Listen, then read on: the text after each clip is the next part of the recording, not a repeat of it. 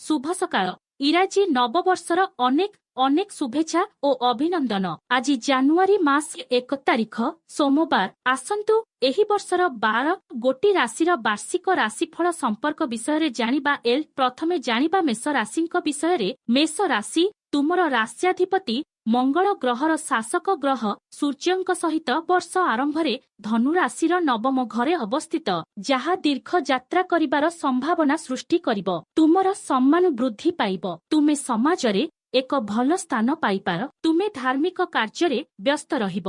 व्यवसाय रे उन्नतिर भल संभावना रहिब। स्वास्थ्य रे उन्नति हेब। बृहस्पति वर्ष आरंभरे तुमर प्रथम घरे रही तुमर प्रेम, तुमर दाम्पत्य जीवन, व्यवसाय एवं धर्म को दृढ़ करिबे, जेउथिपई तुमे एही सबु क्षेत्र रे अनुकूल फलाफल पाइब। एहा परे मे मास 1 तारिखरे बृहस्पति द्वितीय घर को जाई आर्थिक लाभर संभावना सृष्टि करिबे। वर्ष आरंभरे राजयोग परि शुभ सुजोग पाई पारंती। राहु ग्रह द्वादश घरे रहिबे, तेणु खर्च स्थिर रहिब।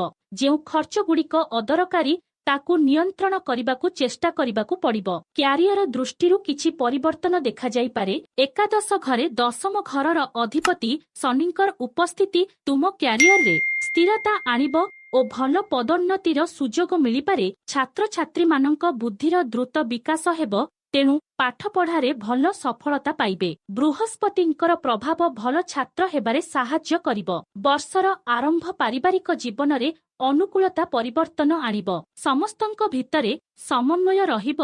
स्वास्थ्य दृष्टिरु मिश्रित फल मिलिब। बृहस्पति जदियो रक्षा करिबे, किंतु राहु केतु ओ अन्यान्य ग्रह प्रभावरु रक्त संबंधी रोग, मुंड बिंधा ओ छोट स्वास्थ्य समस्या सृष्टि हेई पारे। जुलाई मासरे तुमे एक नुआ गाड़ी किनिबारे सफल होइपार। चलित वर्ष धला किंबा रूपा रंग तुम पई अधिक लाभदायक हेब। जुलाई सहित फेब्रुआरी रु मार्च एवं डिसेंबर मासरे मध्य नुआ गाड़ी किनिबारे सफल होइपार। जदि घर करिबाकू चाहुछ, तेबे मे परे एही दिगरे सफलता पाई पारिबो। एही वर्षर प्रथम चतुर्थांश अर्थात 30 अप्रैल पर्यंत भाग्यवान रहिबो। तुला राशिर लोक शुभंकर हेब, किंतु कर्कट ओ बिछा राशि ठारू दूरे रहिले भल। प्रतिकार एक घरे चंडी पाठ कले शुभ। 2 बुधवार दिन गणेश को दुब ओ अक्षत प्रदान कर। 3 सबुदिन श्री गणपति अथर्व शीर्ष पाठ कले शुभ। वीडियो को लाइक एवं सब्सक्राइब करंतु।